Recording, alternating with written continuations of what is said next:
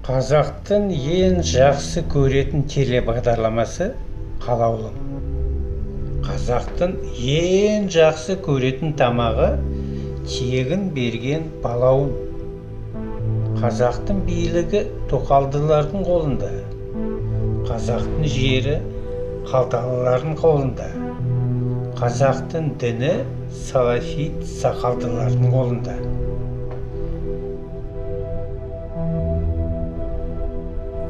Қазақтың үкіметін мемлекеттік тілді білмейтін премьерлер басқарады. Қазақтың білімі мен ғылымын алаяқтар мен ірі ұрылар басқарады.